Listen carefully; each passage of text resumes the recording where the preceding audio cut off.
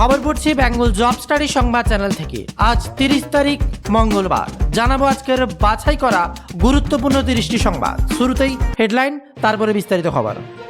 Enough is enough ধরে নিন, এটাই আপনার শেষ বক্তব্য। বিধানসভায় দাঁড়িয়ে শুভেন্দু অধিকারী আর হুমায়ুন কবিরকে চড়াও বক্তব্য।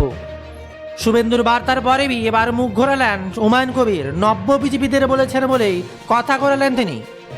ববি ঘনিষ্ঠ আরও এক তৃণমূল নেতার বাড়িতে এবার পুলিশি তল্লাশি, তাতে 70 লক্ষ টাকা উদ্ধার। বিরাট বড় খবর সামনে। সমস্যা এই ধরনের লোককে সবক শেখানো। হুমায়ুনের বিরুদ্ধে এবার চরম বার্তা মুখ্যমন্ত্রী শুভেন্দু অধিকারী। প্রাইভেট টিউশনে না বললে ফেল টিসি। মুখ্যমন্ত্রীর কথা এড়িয়ে এবার সরকারি স্কুলে কলকাতায় ধুন্ধুমার। বিধানসভায় পেশ ওবিসির জোড়া বিল, আর তাতেই ভোটাভুটির আগেই ওয়াকআউট ঋতব্রত শিবিরের। আবার ভেসে যাচ্ছেন পার্থ চট্টোপাধ্যায়। এবার এক গৃহবধূ এবার টাকা তোলা থেকে শুরু করে শ্লীলতাহানির অভিযোগ। আবারও পার্থ চট্টোপাধ্যায়ের গলার সামনে যেন এক বিপদ এসে দাঁড়ালো। ভালোই হয়েছে তৃণমূল হেরেছে। আচমকা কেন বিস্ফোরক কথা বললেন কুণাল ঘোষ, কিন্তু কেন তার কারণ শুনলে আপনিও চমকে যাবেন। এবার বেআইনি নির্মাণ ভাঙতে সুকান্ত সেতুর নিচে এবার উচ্ছেদের নোটিশ। এবার অভিষেকের মামলা শুনল না হাইকোর্ট। এবার বিদেশ যাত্রায় বাধা। বিরাট খবর সামনে অভিষেক বন্দ্যোপাধ্যায়কে নিয়ে। বাংলায় আগে দুর্বল মুখ্যমন্ত্রী ছিলেন মমতা বন্দ্যোপাধ্যায়। আমাকে মমতা বন্দ্যোপাধ্যায় ভাববেন না। দুর্বল মুখ্যমন্ত্রীর আমলে আপনি যা খুশি বলেছেন, এখনো বলে পার পাবেন না। হুমায়ুনকে কড়াবাসে আক্রমণে গোটা বাংলা যেন এক নতুন শিক্ষা পেল। চার আনার নকুলদানা, তার আবার কেস মোমো। এবার কুণাল বন্দ্যোপাধ্যায় ঋতব্রতকে নিয়ে 21শে জুলাই লোক জোগাড় নিয়ে একের পর এক কটাক্ষের বার্তা। আরই বাকি এবার জয়প্রকাশ মজুমদার মামলা থেকে সরে দাঁড়ালেন বিচারপতি তীর্থঙ্কর ঘোষ। ওবিসি সংরক্ষণ বিলে এবার বিরোধিতা। হুমায়ুন কবির একের পর এক রাজ্যের আইন নাম তুলে এবার প্রতিবাদ তার মুখেই। 58 লক্ষ উদ্ধার, তারপরেও কেন গ্রেপ্তার হয়নি এবার? কেন বা মামলা দায়ের হয়নি? একের পর এক প্রশ্ন উঠছে এবার। প্রশ্নের মুখে ত্রাস। রাম মন্দিরে টাকা চুরিতে তোলপাড় এবার গোটা দেশ, আর তাতেই 58 লক্ষ টাকা উদ্ধার হওয়ার পর এমনই প্রশ্ন উঠে আসে। হু করে কমছে এবার সোনার দাম। ভয়ে পুরনো গয়না বেচছে এবার আমজনতা। পায়ের স্কিল নয়, হাতের খেলায় জার্মানিকে ছিটকে দিল বিশ্বকাপ থেকে। রাউন্ড অফে 32 মেগা আপসেট। প্রধানমন্ত্রী আহ্বানের সাড়া। মমতা অভিষেকের দুয়ারে পৌঁছে কি বলেন এবার জিতেন্দ্র? আসছে তা নিয়ে টান টান উত্তেজনা। জানাবো এক ঝটকায় কিছু মানুষের রাশিফল। দেখুন আজকের রাশিফল। যাদের মেষ রাশি, মানসিক অস্থিরতা বাড়বে। যাদের বৃষ রাশি, সুনাম অটুট থাকবে। মিথুন রাশি যাদের, পেটের সমস্যা বাড়তে পারে। কর্কট রাশি যাদের, আর্থিক উন্নতি হবে। সিংহ যাদের রাশি, বিবাদ বিতর্ক এড়িয়ে চলাই ভালো।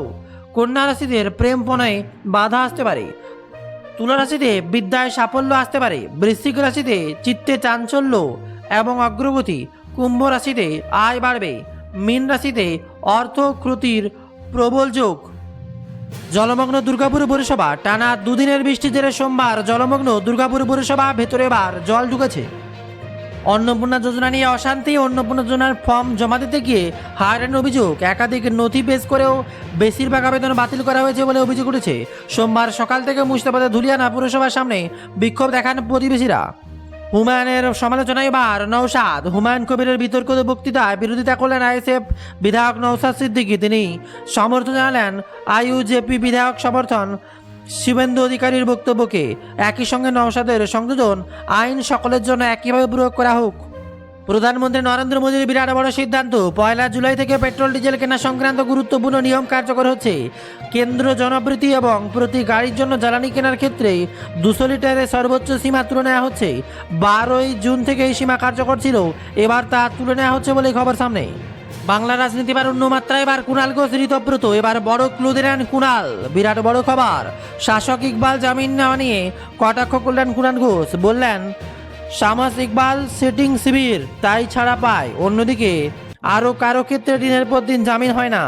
বাঁচতে চাই বিজেপি, তাই এটা এখন বিরোধী শিবিরের অনেকের স্লোগান। অবৈধ সম্পত্তি বাঁচাতে চাই, তাই বিজেপিতে। এমনই বিরাট বড় বার্তা কুণাল ঘোষের।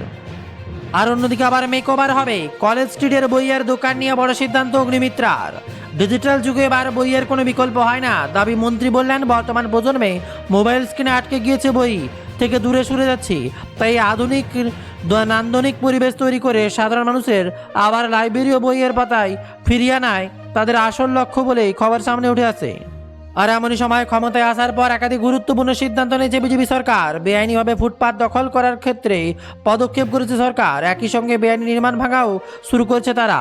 তাই শুধু ভাঙাভাঙি নয়, এবার আরও বড় পদক্ষেপের পর রাজ্য সরকার ঐতিহ্যবাহী বইপাড়া অর্থাৎ কলেজ স্ট্রিটে এবার ভুল বদল করতে চলেছে বিজেপি সরকার।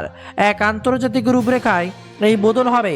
আর এবার যানজট বা হর্নের শব্দ নয়, লন্ডনের বিখ্যাত অক্সফোর্ড স্ট্রিটের আদালতে সম্পূর্ণ দূষণমুক্ত এবং নো ভেহিকেল জোন তৈরি হবে বলে বিরাট বড় ঘোষণা অগ্নিমিত্র পালের। আসছে নতুন মোড়, এবার কুণাল ঘোষের বিরুদ্ধে মামলা রিজু। এদিন এই প্রসঙ্গে বিধানসভায় তোলেন শুভেন্দু অধিকারীও। তিনি বলেন, অনুমতি নিয়ে রাজনৈতিক কর্মসূচি করবেন। আমায় বিরোধী দলনেতা থাকাকালীন 104 বার হাইকোর্টে যেতে হয়। আর তার প্রাক্তন মুখ্যমন্ত্রীকে 15 দিনের মধ্যে ওয়াই চ্যানেলে অনুমতি দিয়েছে। বিরাট বড় খবর কুণাল ঘোষের, যেখানে চুনোপুটি থেকে বড় বড় নেতা বাদ যাচ্ছে না কেউ। পালাবদলের পর গ্রেপ্তার হচ্ছেন অনেকে। বহু তৃণমূল নেতার বিরুদ্ধে অভিযোগ দায়ের হয়েছে। এবার সেই তালিকায় নাম জুড়ল বেলেঘাটা তৃণমূল বিধায়ক কুণাল ঘোষ, দোলা সেন এবং বৈশ্বনাথ চট্টোপাধ্যায়। বিরাট খবর সামনে উঠে আসতেই গোটা বাংলা বাজিমার।